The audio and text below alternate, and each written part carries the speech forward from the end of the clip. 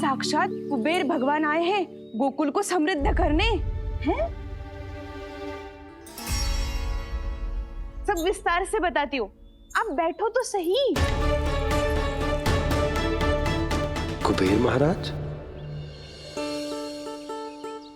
चलो जोड़ी बनाते हैं।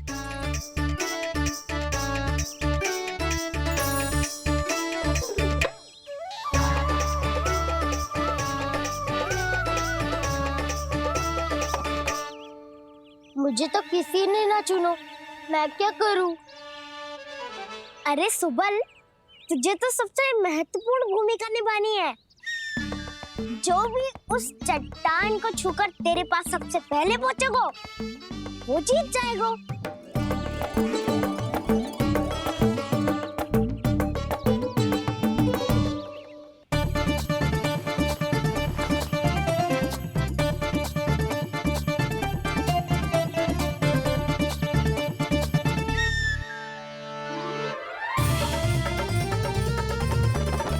आरंभ करो।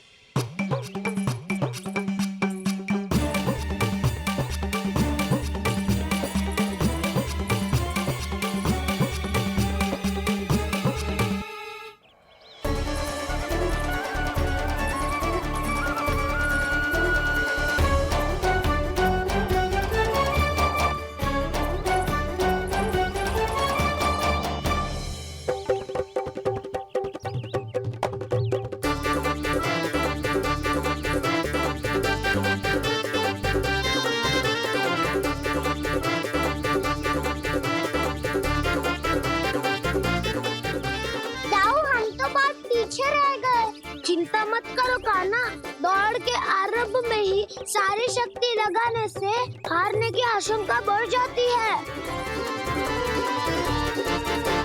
देखो वो दोनों थक रहे हैं, यही समय है अपनी गति बढ़ाने का।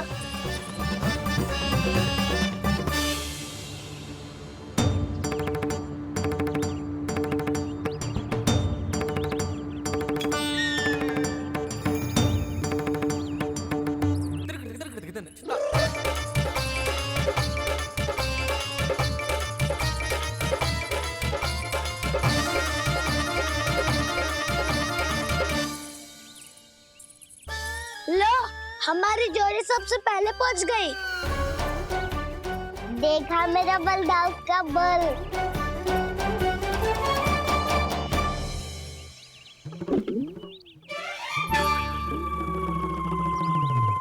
ताऊ, वो देखो।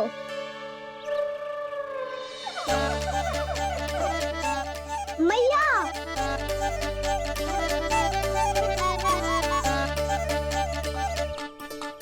अपने परिवार या अपने सखाओं के साथ या किसी ऐसे व्यक्ति के साथ जिसे उसकी आवश्यकता हो, बांट लेना चाहिए ताकि सबके पास पर्याप्त हो और किसी को भी कछु कमी ना हो, किसी को वस्त्र के बिना रहना ना पड़े, भोजन के बिना सोना ना पड़े।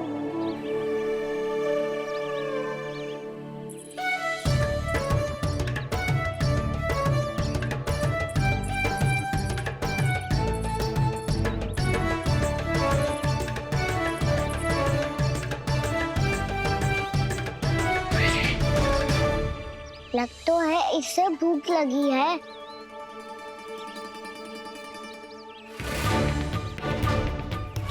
मेरी और क्या देख रहे हो? तुम्हारी पोटली में कुछ तो होगा, दे दो उसे।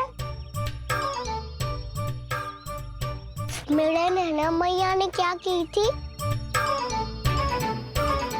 जब हम किसी और को देते हैं ना, उससे अनेक गुना नारायण हमें वापिस कर देते हैं।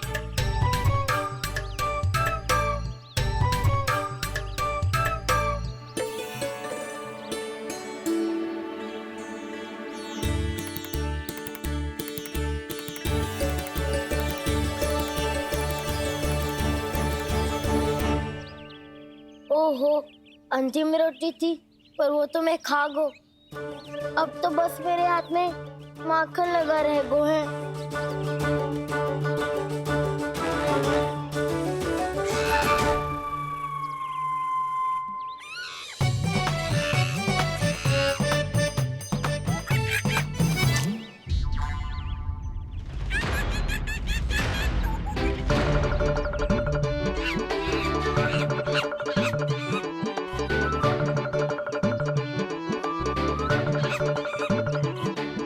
क्षमा करना सखा। तुम्हें देने के लिए मेरे पास कुछ नहीं है। अब आप ही बताओ, कोई 2 गुना मूल्य देगो तो हम शीघ्र ही धनवान बन जाएंगे कि ना? पर कोई 2 गुना मूल्य देगो ही क्यों? हो सकता है कि उनके पास अधिक धन हो, या उनकी तिजोरी में सामान आ रहा हो, या फिर उन्हें भलाई करने का रोग हो। हमें तो आम खाने से मतलब है ना नंदराज। गुटली किनके, हमें क्या लेना देना। मैंने तो निर्णय ले लिया है कि उसकी सिर्फ मान लोगी। बस नारायण को साक्षी मानकर जब प्रण ही तो लेना है कि सारा का सारा दूध, घी, माखन अब से केवल उन्हीं को देना है मैंने। बस इतनी मांग रखी है उसने? हाँ, आपको विश्वास ना हो रहा हो तो गोकुल में किसी से भी पूछ लियो। 2 गुना दाम दियो है परमानंद जी ने, इसलिए तो सबके सब आनंद के सागर में गोते लगा रहे हैं।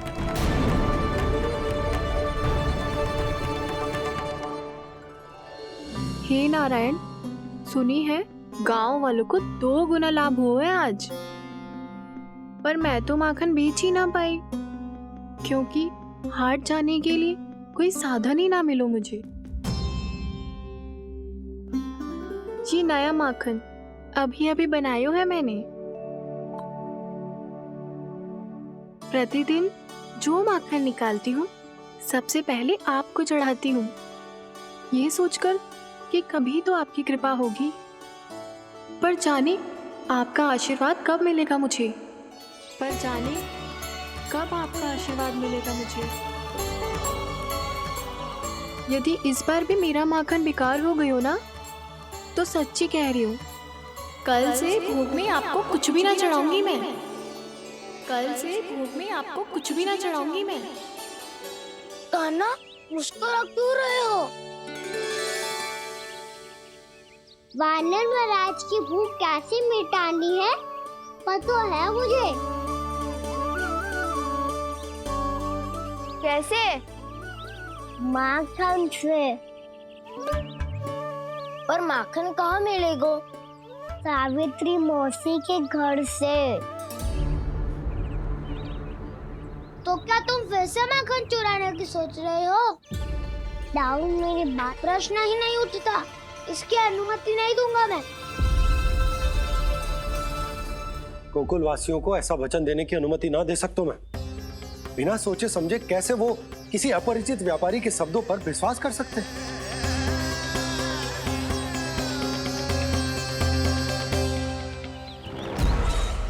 महाराज, गोकुल वासियों को अब धन के जाल जंजाल में फंसने से कोई नहीं रोक सकता। महाराज, मैं धन का ऐसा स्वाद चखा कर आया हूँ कि नंद चाहे जितना प्रयास करे, अब कोई भी गोकुल वासी उसके हित वचन सुनेगा भी नहीं। महाराज,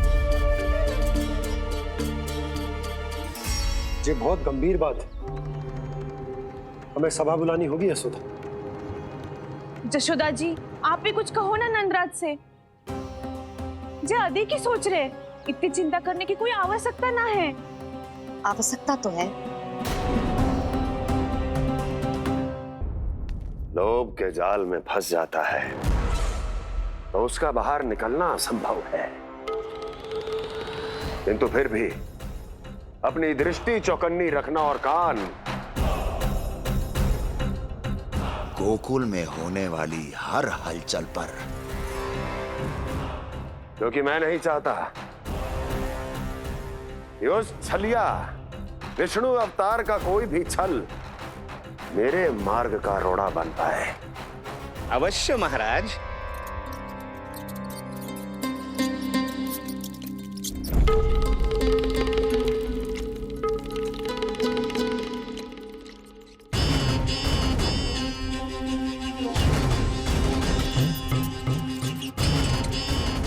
लोभ। ध्यान रहे परमानंद, गोकुल वासियों पर लोभ का प्रभाव हर बीतते क्षण के साथ बढ़ता चला जाना चाहिए। महाराज, जैसे किसी कबूतर को बिल्ली दबोच लेती है, वैसे ही मेरा फैलाया हुआ लोभ गोकुल वासियों को अपने पंजों में दबोच लेगा, सब झटक लूंगा।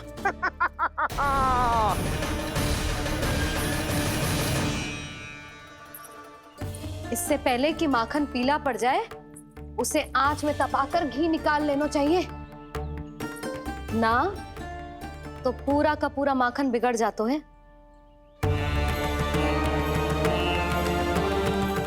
मैं अभी भोला से कहकर सारे ग्वाल ग्वालियरों की सभा बुलाता हूँ। मुझे सबसे बहुत महत्वपूर्ण विषय पर बात करनी है।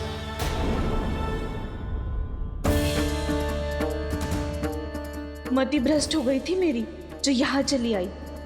अब कहीं ऐसा ना हो कि मेरा धनवान बनने का स्वप्न धरा का धरा रह जाए। सुलक्षणा, चिंता मत ही करो। अरे हम सबसे पहले तो वे अन्न के बारे में सोचते हैं। वे गोकुल वासियों को लोभ के फेर में कछु अनुचित ना करने देंगे। कहा ना मैंने, तुम्हें कुछ भी अनुचित करने नहीं दूंगा। दाऊ हूँ तुम्हारा। हाँ तो अनुचित बात करने देना दाऊ। पर मैं तो भलाई करना चाहता हूँ। भलाई? किसी की अनुमति या सहमति के बिना उसके यहाँ चोरी चुप के माखन खा लेना भलाई नहीं, चोरी कहलाती है। सखाओ, तुम ही बताओ, किसी भूखे प्राणी के लिए भोजन की व्यवस्था करना क्या होता है? भलाई। पड़े पड़े माखन चढ़ने के स्थान पर किसी का पेट भरे, वो क्या होता है? भलाई।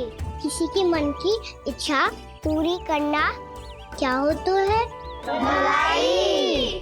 ठहरो ठहरो, चोरी करके किसकी मन की इच्छा पूरी करोगे तुम?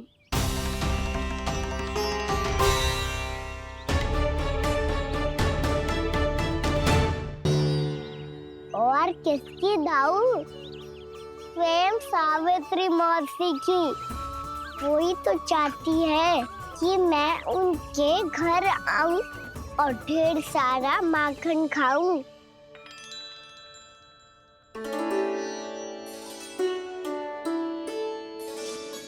तो फिर अगला घर आपका।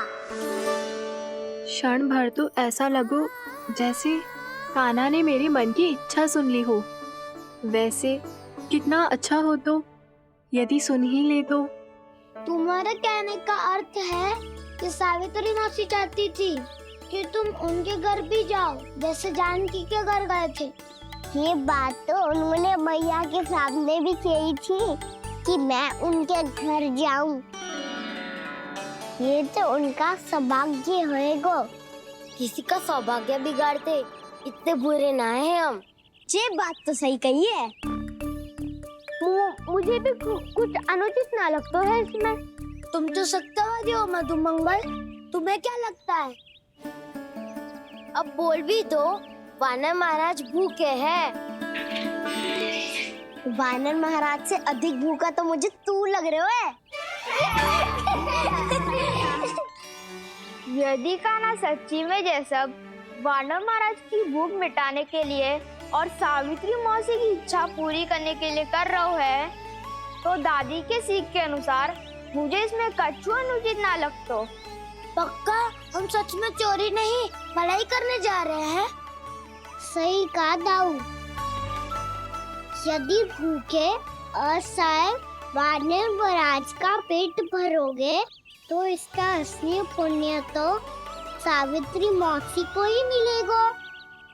इसका अर्थ तो ये हुआ कि कान्हा सावित्री मौसी का घर माखन चुराने नहीं जाएगा, बल्कि उसे दुगना कर देगा। बात तो सही है, तो फिर मैं तुम्हें नहीं रोकूंगा।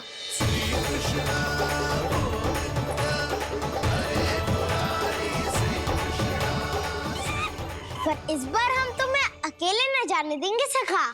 हाँ, हमें भी पुण्य अर्जित करना है और माखन भी।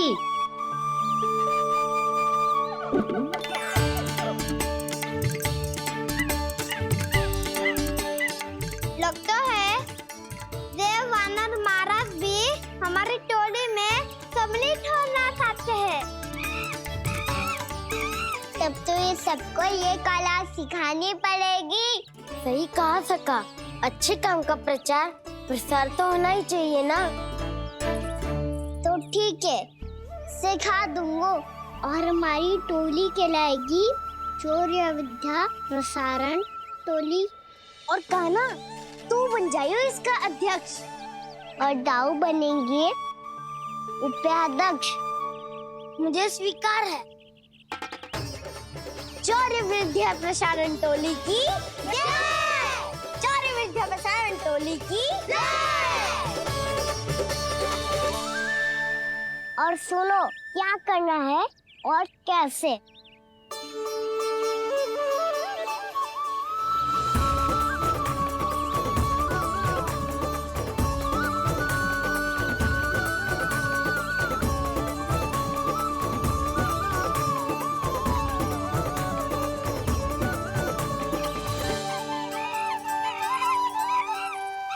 आया कन्हैया रे, आया रे माखन का चोर। रोके रुके ना ये सरपट लगाता है दौड़। तुम सब वहाँ छुप जाओ, मैं भीतर देखता हूँ। ना ध्वनि कोई हो, ना पता कुछ लगे, आए चुपके से ग्वालों की टोली। चाहे कितना बचाओ छिपाओ कहीं, सारा मक्खन ये कर जाए खाली। मुख से तो लगता है सरल ये बड़ा, भीतर से चंचल ये छल से भरा है ये नटखट बड़ा चिच्चोर।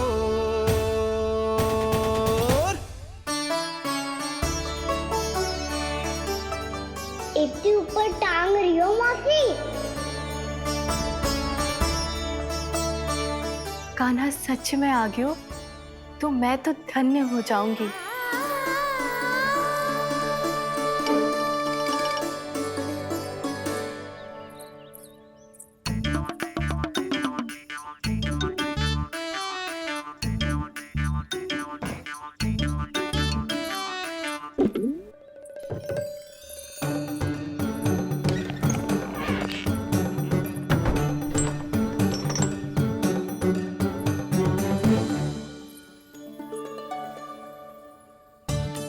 मन तो करता है सारा दूध दही माखन उसे बुलाकर अपने हाथों से खिला दूं। मुझे बुलाना भी चाहती हो और अनजाने में मेरे लिए कठिनाई भी बढ़ा रही हो। पर मेरे यहाँ क्यों आएगा कान्हा? इससे अच्छा तो यही होगा कि कल माखन बेचने के लिए कहीं से सकट का प्रबंध कर लूं।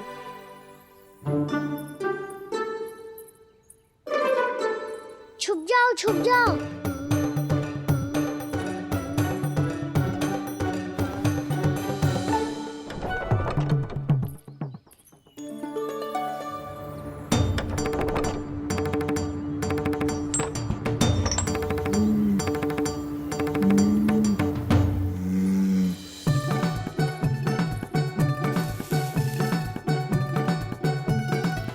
वैसे भी वो ठहरा राजकुमार, एक साधारण गोपी के यहाँ का माखन काहे खाएगो। तू भी बावली हो गई है सावित्री। कान्हा आना भी चाहे तो इतनी दूर आएगा कैसे?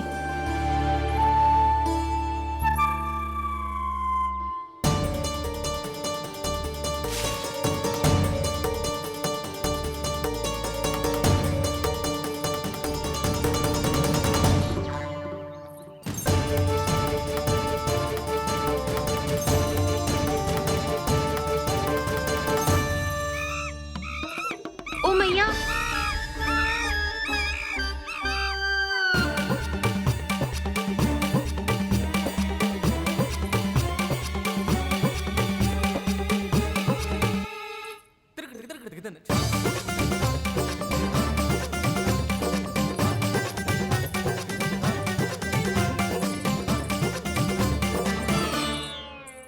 सब खड़े हो जाओ।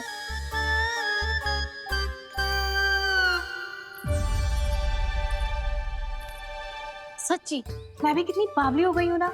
जब नंद भवन की ओर जा ही रही हूँ तो कान्हा के लिए थोड़ा सा माखन ले जाती हूँ।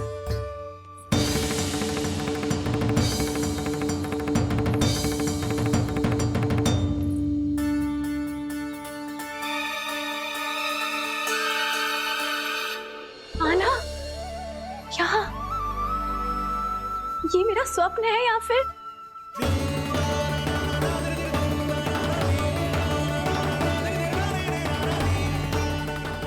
ये सारे बालक यहाँ क्या कर रहे हैं कान्हा के साथ? क्या जानकी सत्य कह रही थी? कान्हा यहाँ पर माखन चुराने आया है। मुझे स्वयं जाके इसे माखन खिलाना चाहिए। चलो सावित्री मौसी के वापस लौटने से पहले मैं कार्य समाप्त करके वापस भी जानू है। कोई पकड़ी मत जाना।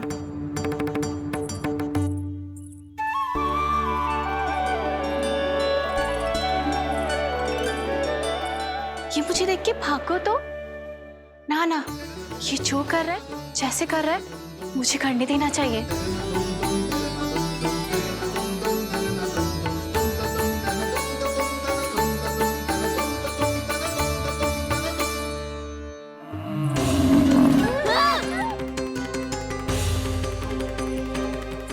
हे नारायण मैया,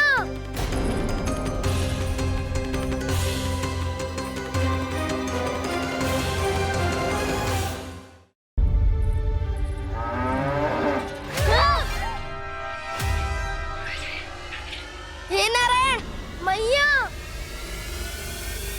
तुम सब डर क्यों गए? कोई भी तो नहीं है यहाँ।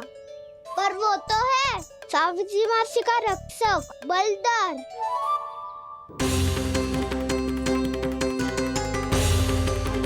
हे नारायण, मैं बलदर को भोजन देना तो भूल ही गई, और भूखे पेट तो वो हिंसक हो जाता है। कान्हा, तूने सुना है ना कैसे सींग घुमा के और लाते उठा उठा के मारता है? बलराम नहीं है जो तुम्हारी रक्षा करेगा, बलदर है वो। बहुत कथाएं सुनी है इसके क्रोधित स्वभाव की, पर अपनी आंखों से ना देख लो। चल खाना, लौट चल।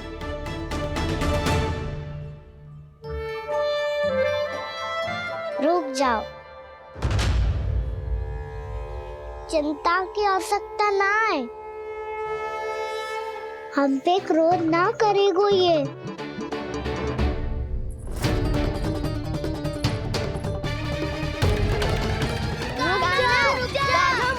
रुक जा कान्हा, रुक जा कान्हा, लौट जाना।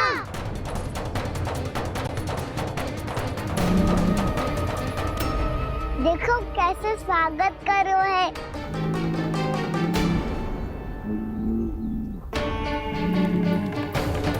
व्यर्थी भयभीत हो तुम सब।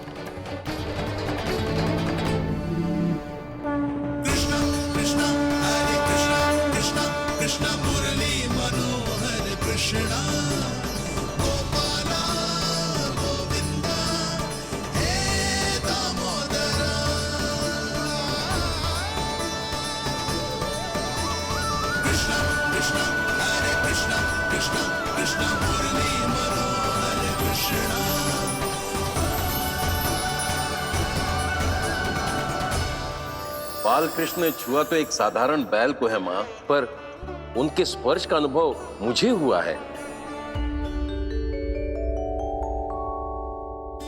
बलधर,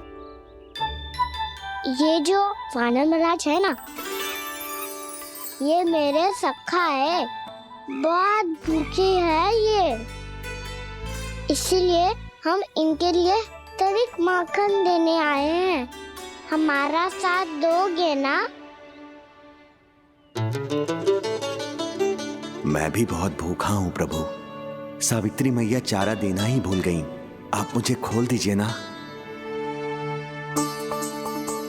आप भी अपना कार्य निर्विघ्न कर लीजिएगा और मैं भी घास चर के अपनी भूख मिटा लूंगा।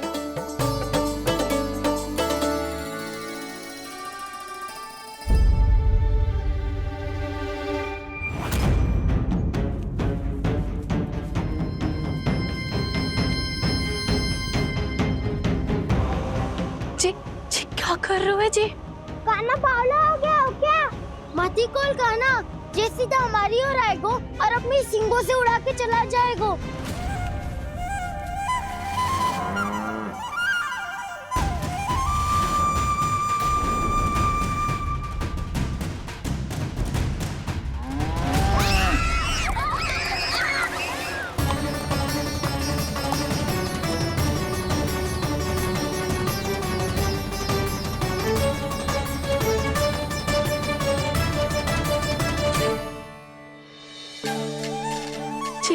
संभव है?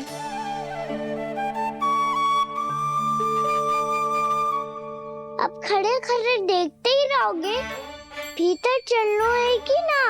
तूने तो बलधर को भी अपनी टोली में मिला लियो का ना? भैया कहती है मैं बात विशेष हूँ, तो अब विशेषता दिखानी तो पड़ेगी। चौर्य विद्या प्रसारण टोली का अध्यक्ष हूँ मैं। चौर्य विद्या प्रसारण टोली? चौर्य विद्या प्रसारण अर्थात चोरी की विद्या का विस्तार करना। प्रभु, ये बाल कृष्ण कैसी सीख दे रहे अपने सखाओं को? द्वार तो बंद है,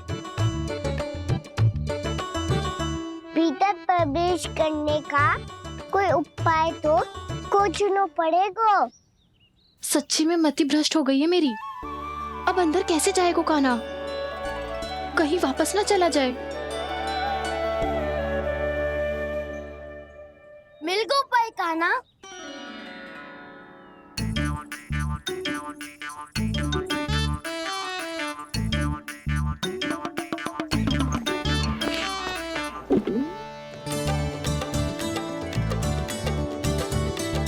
चलो भीतर प्रवेश करते हैं।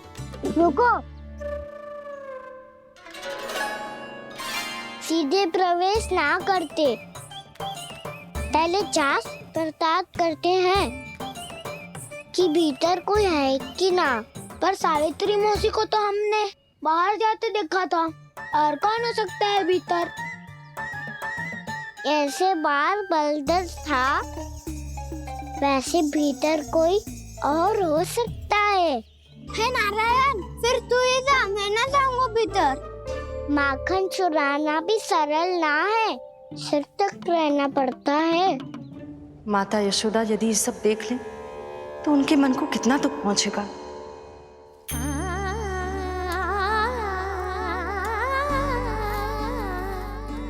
ऐसे जो ठीक ना है लल्ला, जब भूख लगती है तभी मैया की स्मृति आती है तुझे।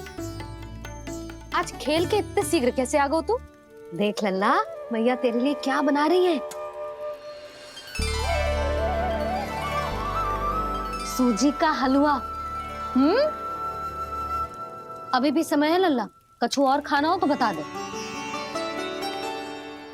कान्हा तो बाहर गए हुए खेलने, यशोदा किससे बातें कर रही? अब ऐसे मूर्ति बन के क्या खड़ा है? कछु बोलेगा भी? नंदराज जी,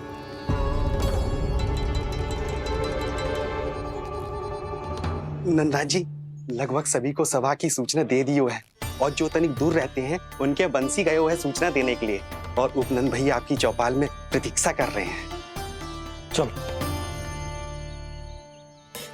देख लल्ला, अभी क्षण भर पहले तो पीछे ही खड़ा था, कहाँ चला गया? देख लल्ला जी, लुक्का छिपी खेलने का समय ना है। चल मिलके नारायण को प्रसाद चढ़ाते हैं। कान्हा, कहाँ चला गया?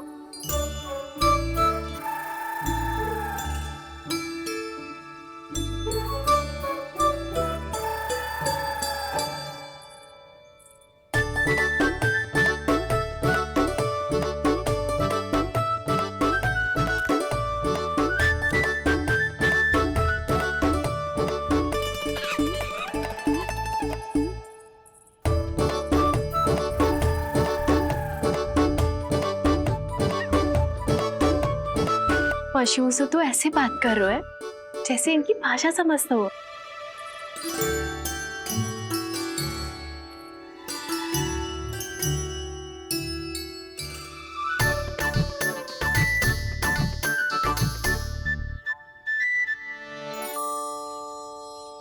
लग तो है यही रखा है सारा का सारा माखन।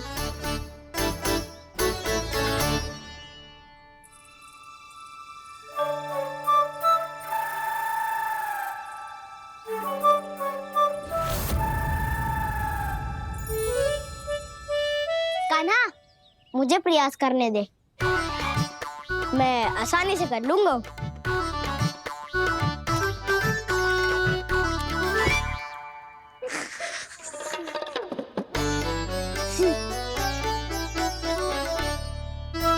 सावित्री के घर की कुंडी इतनी आसानी से नहीं खुलेगी लल्ला।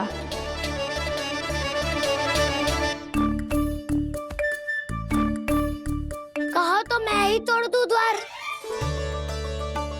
ना ना, चिंता मत कर काना, पीछे मुड़ के देख, सारा का सारा माखन ऊपर ही तो लटक रहो है।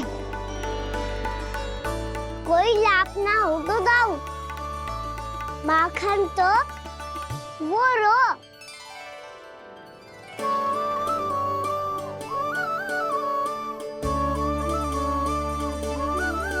पर जे तो इतनी ऊपर है कि इसे उतारने के लिए हाथी बुलाना पड़ेगा।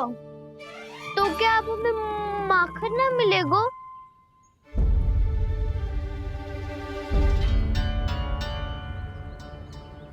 मुझे क्या पता था कान्हा कि तू सच्ची में आने वालो है।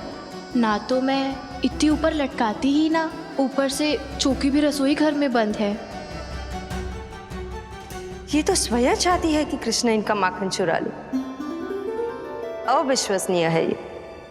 यही तो लीला है देवी, लीलाधर श्री बाल कृष्ण की लीला, श्री बाल कृष्ण की लीला। कोई उपाय ना है कान्हा? इतनी पर्वत जितनी ऊंचाई पर तो चढ़ ना सकते हम। चढ़ सकते हैं सखा, यदि हम ही पर्वत बन जाए तो कुछ भी कर सकते हैं। इतनी चतुराई कहाँ से लायो है जे?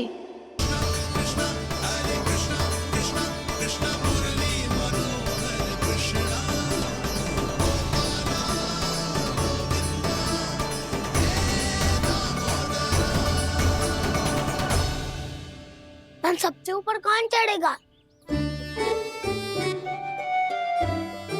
नाना मैं ना करूँगा, ये संभव ही ना है, मुझसे ना हो पाएगा। मैं चढ़ूंगा सबसे ऊपर।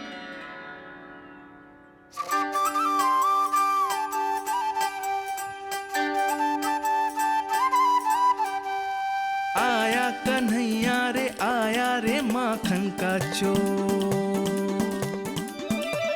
न ध्वनि कोई हो न पता कुछ लगे, आए चुपके से ग्वालों की टोली।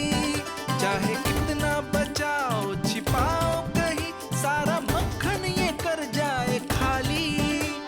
मुख से तो लगता है सरल ये बड़ा, भीतर से चंचल ये छल से भरा है ये नटखट बड़ा चिच्चोर।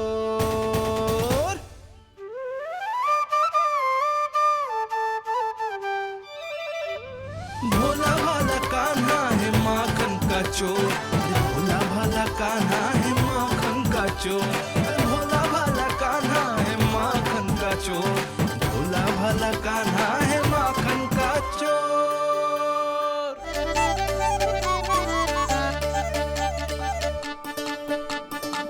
कान्हा की योजना सफल हुई, माखन मिल गयो।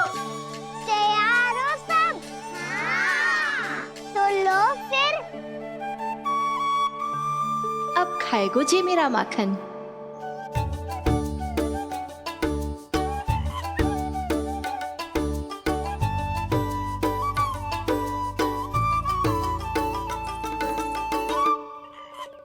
वानर महाराज, सबसे पहले तो आप ही लो। हैं?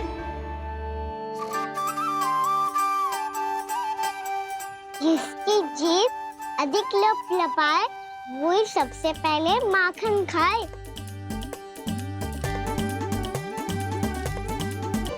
स्वयं हाथों से अपने ये बांटे, पूरी टोली को माखन खिलाए, बड़ा नटखट है नंद किशोर। लो दाऊ, ये आपका।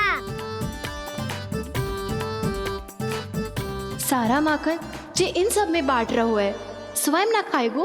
भोला भाला कान्हा है माखन का चोर, भोला भाला कान्हा है माखन का चोर, अरे भोला भाला कान्हा है माखन का चोर।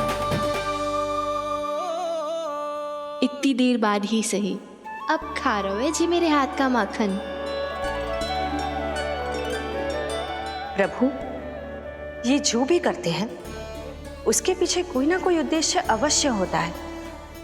मैं ये जानने के लिए आतुर हूं कि इस माखन चोरी की लीला के माध्यम से कौन सा संदेश देना चाहते हैं ये? बस यही कि यदि कोई भक्त सच्चे हृदय से भगवान का स्मरण करे तो भगवान अवश्य आएंगे और अपने भक्तों के कर्मों को सुधारने की प्रक्रिया प्रारंभ कर देंगे। फिर चाहे वो भक्त जानकी हो या सावित्री। कृष्ण माखन नहीं खा रहे देवी, ये तो अपने भक्तों के दुष्कर्मों को मिटा रहे हैं ताकि उन्हें जीवन और मृत्यु के चक्र से मुक्ति दिला सके। पर प्रभु, ऐसे तो सारा संसार इन्हें माखन चोर बुलाएगा। ये माखन आत्मा की तरह है और आत्मा तो सदैव से ही परमात्मा की होती है। इसीलिए कृष्ण जो चुरा रहे हैं वो माखन नहीं, ये तो इन गोपियों की चित्त है देवी। अब से जो भी व्यक्ति इन्हें माखन चोर बुलाएगा वो इन्हें प्रेम से चित्त चोर कहकर भी पुकारेगा। वो इन्हें प्रेम से चित्त चोर कहकर भी पुकारेगा।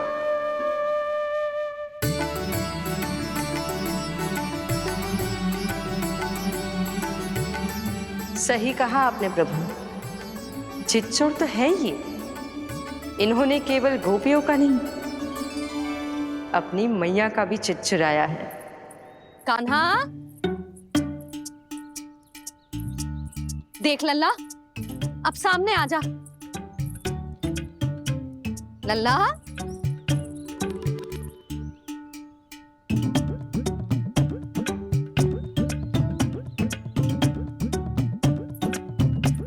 मुझे पतो है तू खम्बे के पीछे छुपो है। बाहर निकल।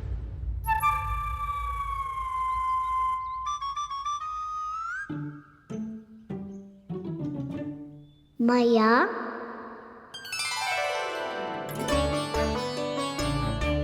रुक लल्ला,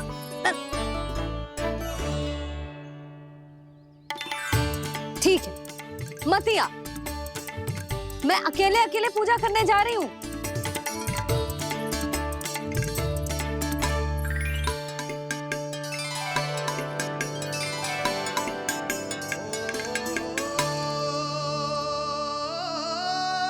बस ऐसे ही पहले अपनी मैया को सताया कर और फिर अपनी जे निर्दोष सी मुस्कान से मेरा मन मोह लिया कर।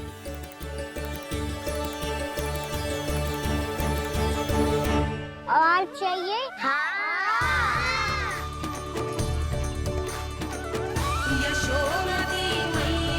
ये तो फिर से माखन बांट रहा है। इसका इतना साहस। यदि यही सब करना तो मुझसे आज्ञा क्यों नहीं ली? मैं अपने हाथों से बहुत प्रेम से खिलाती, पर जे तो चोरी कर रहा है। इसकी आज्ञा ना दे सकती मैं। मेरा माखन व्यर्थ में सब में बांटने चलू है।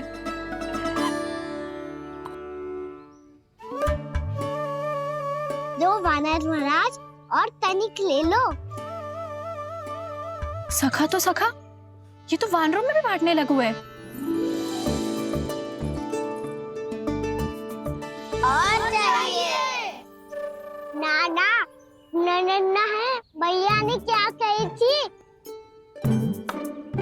लोभ बहुत भयानक राक्षस है। पर कान्हा, अभी तो गले तक ही गया है माखन। पूरी मटके चट कर गए और माखन अभी तक गले तक ही पहुंचा है। हाँ, तभी मेरी भी ना मिट्टी है। वसंता, इसे तुम ले लो।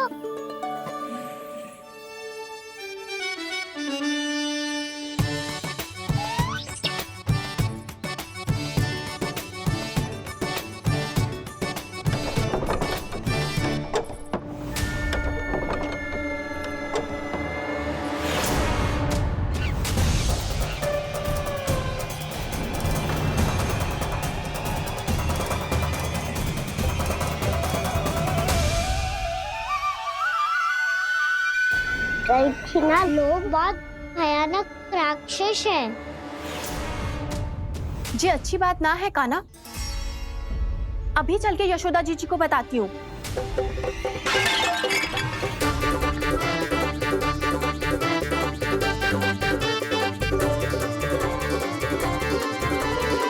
पर आप ही नहीं तो कही थी कि आप किसी को कछु ना बताती, बल्कि प्रसन्नता से खिलखिल जाती।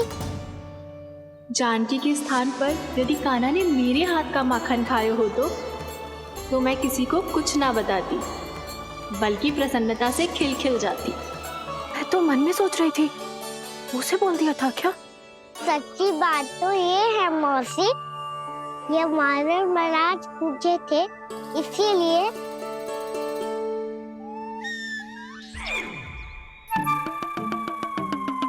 कल मैं इसीलिए ना बेच पाई क्योंकि हाट जाने के लिए सकट ही ना मिलो, और आज बेचने के लिए तो माखन ही ना बचो।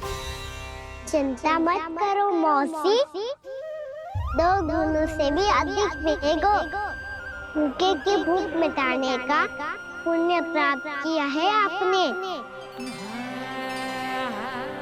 बस आप मैया को कछु मत बताइयो।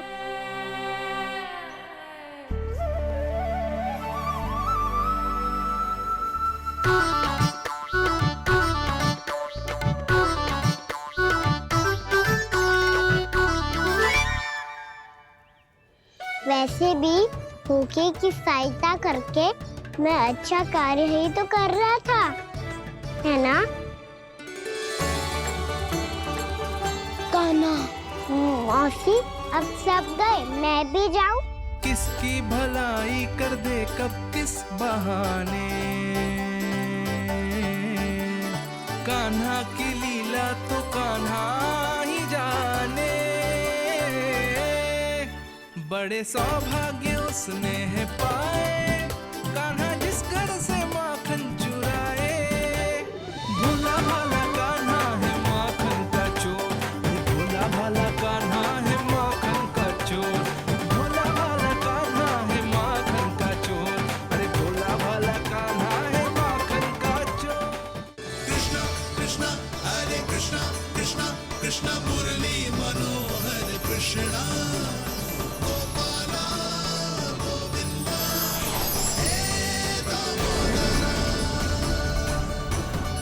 भाग्यो,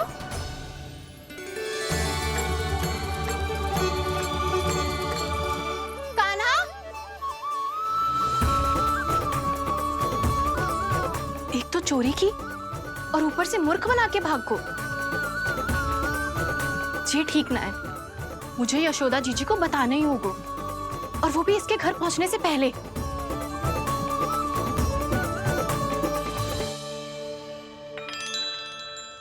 अरे पल्लू मत खींच, तनिक रुक जा, दे रही हूँ, पूजा तो करने दे।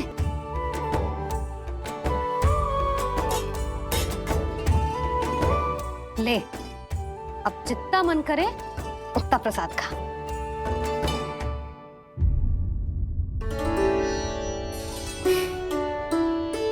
या तो मैं सच्ची बावली हो गई हूँ कि मुझे हर समय कान्हा दिखता रहता है, या फिर मेरा लल्ला कुछ अधिक ही विशेष है कि मेरे साथ ना होके भी सदैव अपनी मैया के साथ ही रहता है।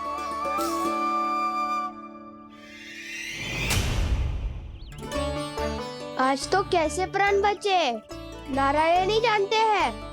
मैं तो पाऊ को सिर पर लेके ऐसे सरपट भागो, ऐसे सरपट भागो कि पूरे गोकुल में बड़ बोले, इस समय तो बड़ी बड़ी मत हाको। पर असली लाभ तो वानर महाराज ने उठाया है। पूरी की पूरी मटकी अकेले लेके निकल लिए। ये हमारी प्रतीक्षा कर रहा था ताकि हम माखन बांट सके। हमारे साथ ना दाऊ, उनके साथ।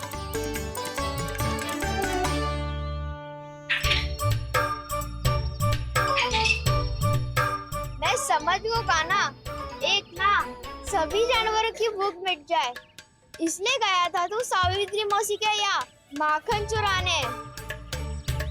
इससे पहले कि वो हमारे यहाँ पहुँच जाए, हमें घर पहुँचना होगा दाऊ। क्या ही कछु हो जाए, पर देरी ना होनी चाहिए। इससे पहले के बहुत समय बीत जाए, हमें ये समझना होगा कि लोभ आदमी की बुद्धि को भ्रष्ट कर देता है, हमारे सोचने समझने की क्षमता को नष्ट कर देता है। बहुत समय पहले की बात, एक साधु था। वो सुनसान घने जंगल में रहकर साधना करता था। ब्रह्म ज्ञान को प्राप्त करने ही वाला था कि अचानक से एक दिन उसे एक सुनहरी बिल्ली दिखाई थी। उसने उसे देखो तो सोचो कि ये तो बहुत सुंदर है, इसे तो मेरे पास रहना चाहिए, और उसने उस बिल्ली को अपने पास रख लिया। फिर उसने सोचो कि इसे तो दूध की आवश्यकता होगी और उसके लिए गाय की, तो उसने एक गाय भी रख ली। अब गाय को चारे की आवश्यकता होगी और चारे के लिए भूमि की। नारायण की कृपा से भूमि का प्रबंध भी हो गया। अब भूमि को जोतनो है, चारा उगानो है, चारा काटनो है और उसे गाय को खिलानो है। गाय को खिला के उसे दूध निकालनो है और दूध निकाल के बिल्ली को पिलानो है। कार्य बढ़ गो। अब उसे लगो कि सहायता के लिए 2 जोड़ी हाथ और होने चाहिए, तो उसने विवाह भी कर लियो।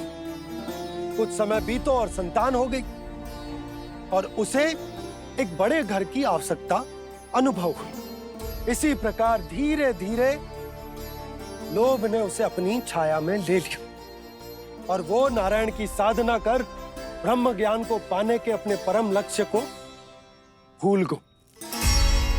फिर अनेक वर्ष बीतने के पश्चात उसकी अपने गुरु से भेंट हुई। पहले तो उन्होंने उसे पहचाना नहीं, और पहचानो तो उनने कही कि एक बार, बस एक बार अपने कर्तव्य से भटका था तू, और देख कैसे देखते ही देखते लोभ के जंजाल में गहरे ही गहरे धंसता चला गया। सोचो, कहीं उस व्यापारी को धन के लोभ में अपना वचन देकर आप सब भी जे ही भूल तो ना करने जा रहे। परिवार, घर द्वार, भोजन, सुख शांति जीने के लिए आवश्यक जिस सब कुछ तो है आपके पास। इसीलिए मुझे चिंता हो रही कि जिस प्रकार उस साधु ने ब्रह्म ज्ञान प्राप्ति का अवसर गवा दिया था, आप सब भी इस लोभ में आकर अपना सुख चैन ना गवा दो।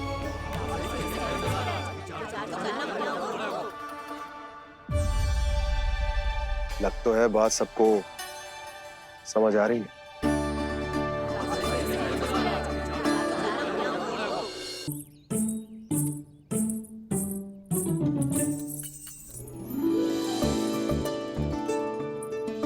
भाभी आसानी से ना मिलने देंगी कान्हा से, पर उसे देखे बिना रहा भी तो ना जा रहे मुझसे। कहाँ है वो? मुझ पे बहुत क्रोध है उन्हें। इतने शीघ्र शांत ना होगा, उन्हें मनाना तो पड़ेगा ताकि मैं नंद भवन में फिर से बिना किसी रोक टोक के आ जा सकूं। पर क्या बोलूं, कैसे मनाऊं उन्हें?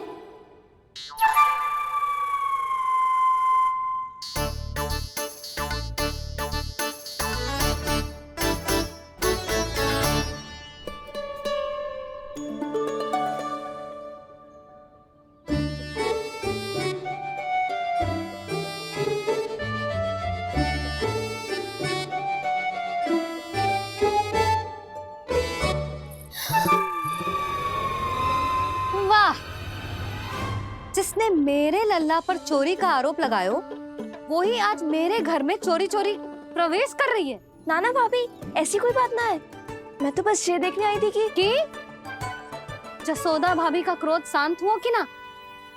सुन ले जानकी, मेरा क्रोध उसी दिन शांत होगा जिस दिन तू सारी गोपियों के सामने मेरे कान्हा पर लगाया आरोप वापस लेगी। चोरी करेगा तो आरोप ही लगेगा ना जीजी। फिर से आरोप? सावित्री, तू भी? कल तक मुझे ये थोड़ी पता था जीजी कि आपका कान्हा सच्ची में माखन चोरी में पारंगत है। आशा करता हूं कि आप सभी को नंदराज का विचार और संदेश सही से समझ आगो होगो।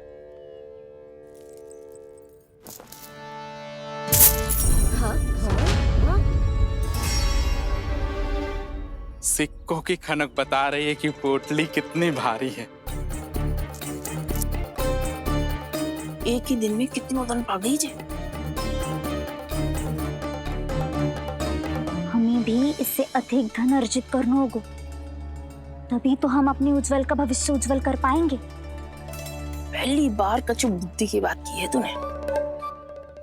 नंदराज, हमारे मन में आपका बहुत सम्मान है, पर हम जो करना चाह रहे हैं वो लोभ ना है, वो तो विकास है।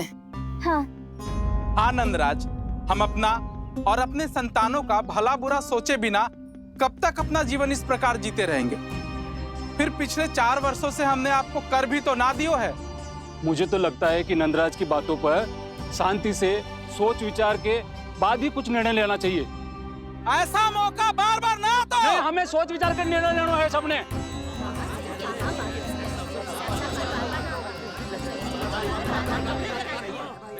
चोरी में पारंगत? हाँ जीजी, उसने टोली बनाई है और उसका नाम भी रखा है चौर्य विद्या प्रसारण टोली, और आपका कान्हा उसका अध्यक्ष है। अच्छा, तो कान्हा पूरी टोली लेकर आया था चोरी करने तेरे घर? और नहीं तो क्या। पर एक बात बताओ जीजी, मेरे बलदर को देखकर किसी का साहस ना हुआ भीतर जाने का, पर आपका कान्हा इतना साहसी है कि बिना भयभीत हुए इतने भयंकर बैल के निकट चले गए। सच्ची? और तेरे रक्षक बैल ने कुछ ना किया उसे? है ना अचरज की बात। क्रोध के स्थान पर वो तो उसके सामने ऐसे झुको जैसे कि प्रणाम कर रहा है। और जीजी, आपका कान्हा साहसी ही ना, बहुत चतुर भी है। मैंने मटकियां बहुत ऊपर लटकाई थी, पर बताओ कि बिना चौकी के मटकी को नीचे उतारने का उपाय किसने ढूंढा? किसने? आपके चतुर कान्हा ने। उसने अपने सखाओं को पर्वत बनायो और एक पक्के सेनापति की तरह बिना भयभीत हुए उनके ऊपर चढ़ गयो और मटकियां उतारने लगो, और एक ही ना तीनों की तीनों मटकियां उतार ली। तीनों? हाँ जीजी, और वो इतना दयालु है कि पहले एक मटकी का माखन सब में बांट दियो, और फिर बची हुई 2 मटकियों में से एक मटकी अपने सखाओं को दे दी, और फिर दूसरी मटकी एक भूखे वानर को दे दी। और फिर जब मैं उसके सामने जाके प्रश्न करने लगी तो उसने मुझे अपने तर्कों के जाल में उलझाया और बड़ी आसानी से सिद्ध कर दिया कि वो तो परोपकार कर रहा था। मैं तो देखती ही रह गई, और शब्द तो ऐसे झड़ते हैं मुंह से जैसे कि फूल। रुक जा सावित्री, पहले तू ये निर्णय ले ले कि तू मेरे लल्ला का गुणगान करने आई है कि उसकी निंदा करने? निंदा करने ही आई हूँ जीजी। जानकी सत्य कह रही थी, आपका कान्हा माखन चोर ही है और बलराम के साथ भागा था। बलराम क्यों? वो तो साक्षात गरुड़ देव की पीठ पे बैठ के उड़ के आयो है, तभी तो तुझसे बहुत पहले आके यहाँ बैठ गओ ना। आ देख ले, आ जा। देखो कैसे बैठ के सब पहरा दे रहे हैं कि कोई पंछी अनाज ना चुगले, और तुम दोनों व्यर्थ में इन सब पर दोष लगा रही हो। कान्हा के निकट जाने का प्रयास भी मत करना। पहले मेरे लल्ला पर आरोप लगाती हो, फिर उससे मिलना भी चाहती हो।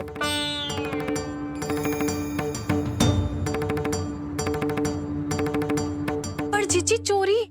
अरे उसे तो चोरी का अर्थ भी ना पता होगा। तुम दोनों को नारायण का भय भी ना है क्या?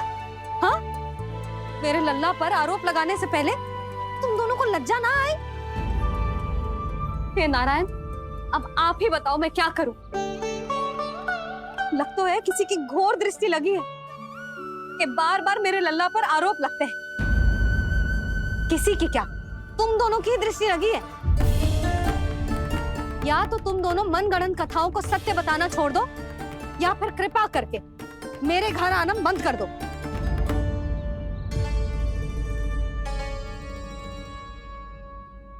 अब दोनों मुंह क्या ताक रही हो? हाँ, जाओ यहाँ से। और तुम दोनों नंद जी की सभा में क्यों ना गई? हाँ?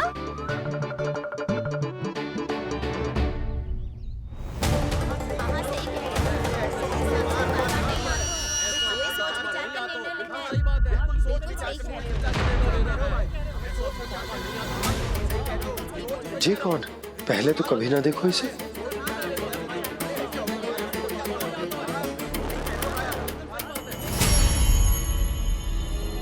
कहाँ को? बस करो।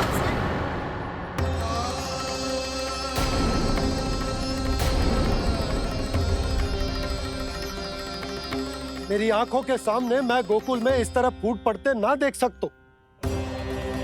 राजा हूं मैं, परंतु आज तक मैंने कोई भी निर्णय आप सब पर ना थोपो और ना ही आज थोपूंगा। मुझे पता है आप सबके पास कल सूर्यास्त तक को समय है, इसीलिए मेरी विनती है कि आप घर जाकर रात्रि को इस बात पर पुनः विचार अवश्य कीजिएगा। सोचिएगा कि कोई भी व्यापारी अविश्वसनीय रूप से सस्ता क्रय विक्रय क्यों करेगा जब तक कि उसका कोई छुपा हुआ लाभ ना हो। हमें सोचना होगा कि कहीं हम उसके बिछाए जाल में फंस तो ना रहे।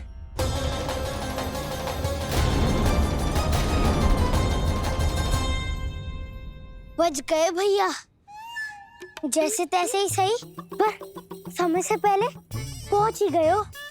सावित्री मौसी तनिक सी बात को इतना बड़ा चढ़ा के बोल रही थी जितना उज्जवल भी ना बोलतो।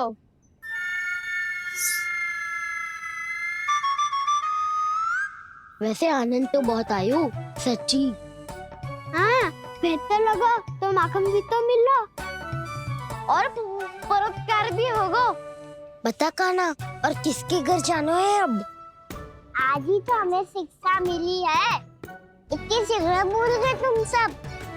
लोग के चक्कर में पड़ोगे तो फंसोगे। लोग के चक्कर में पड़ोगे तो फंसोगे।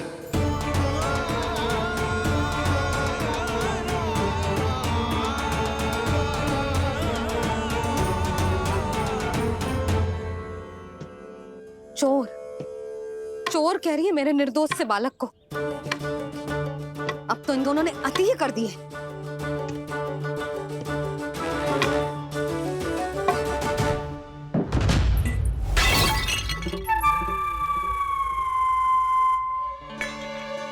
से भी अभी फूटना था।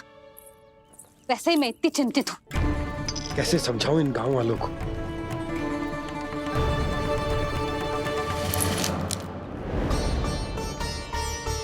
कोई समझने को तैयार ही ना है। लगता है सबकी बुद्धि भ्रष्ट हो गई है। सही कह रही हो यशोदा तुम। मुझे तो लगता है कि सोचना समझना ही छोड़ दिया सबने। अनेकों तर्क देके समझा दियो, सिद्ध कर दियो, पर इनकी मोटी बुद्धि में कछु आता ही ना है। यशोदा तुम तो तर्क की कह रही हो, मैंने तो उदाहरण देकर समझाने को प्रयास किया, पर अपनी बुद्धि के आगे कछु ना समझ में आ रहा इन गांव वालों को। क्या सारे के सारे गांव वाले मेरे लल्ला पर आरोप लगा रहे हैं? जी क्या कह रही हो तुम? मैं तो गांव वालों की बात कर रहा हूँ जो नारायण के नाम पर वचन देकर उस अपरिचित व्यापारी को अपने दूध, दही, घी, माखन सब देने को तैयार है। लो कर लो बात। मैं गोपियों की बात कर रही हूँ जो लल्ला पर माखन चोरी का आरोप लगा रही हूँ। और आज तो सावित्री ने भी लल्ला को माखन चोर कह के पुकारो है।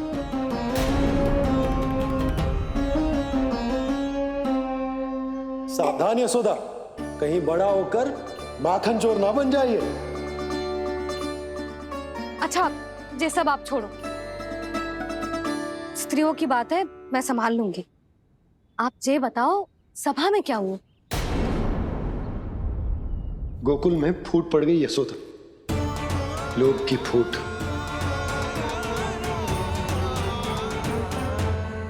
अरे रुको रुको रुको, व्यापारी जी रुकिए रुकिए।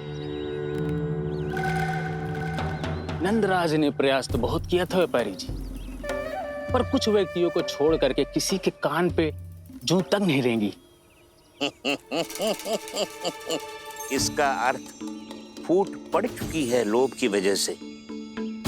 बहुत ही शुभ समाचार लाए हो गुप्तचर। अब शीघ्र ही दिखेगा लोभ का चमत्कार।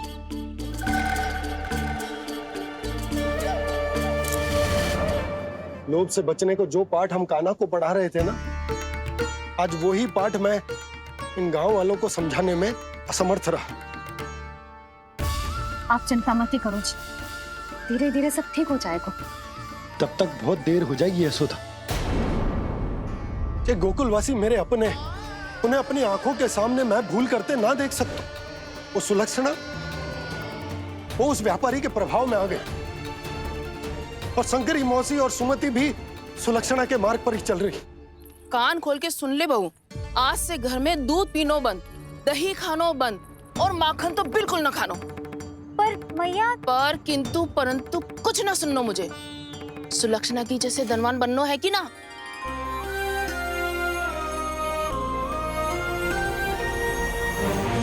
तो फिर जैसा मैं कहती हूँ वैसा कर, तभी तो अधिक से अधिक दूध दही माखन बेचकर अधिक से अधिक धन अर्जित कर पाएंगे हम। सुलक्षणा को उस व्यापारी की तरह धनवान बनना है और शंकरी मौसी को सुलक्षणा की तरह। ऐसे तो पूरा गांव ही लोभ में पड़कर कल उस व्यापारी के पास पहुंच जाएगा। अब तो फिर स्त्रियों को मुझे अपने ढंग से समझाना पड़ेगा। अब गोकुल वासियों को चाहे कोई भी कितना भी समझा ले, बुझा ले, ज्ञान बांटे, उन्हें केवल एक ही भाषा समझ में आएगी, लोभ की भाषा। लगता है आपके पास बहुत उत्तम योजना है व्यापारी जी। सब झटक लूंगा।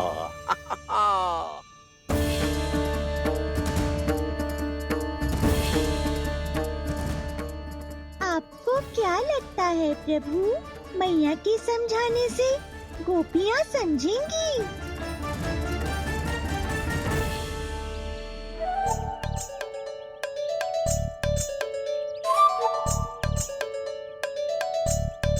कान्हा, और कितनी प्रतीक्षा करवाएगो? अब बता भी दे, माखन चुराने किसके घर जाना है? इतना आसान ना है निर्णय करना, समय लगता है, सोच विचार करना पड़ता है। पर ये निर्णय किया कैसे जाए पता है मुझे। लगता है ये निर्णय करना पड़ेगा कि बचना कैसे।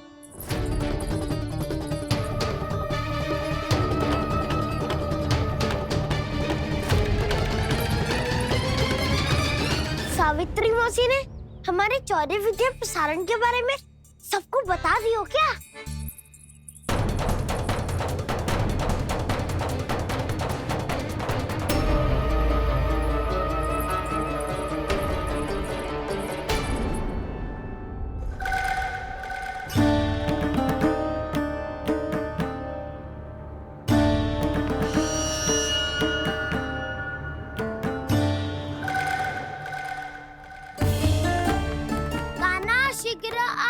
छोटी माँ बुला रही है।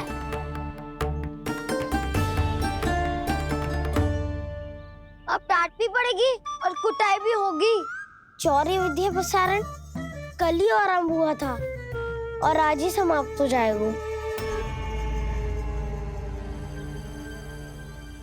सब इतने गंभीर क्यों है आज? गंभीर तो होंगे ही ना दाऊ, क्योंकि मैया आज अच्छा वाला पाठ पढ़ाने वाली है।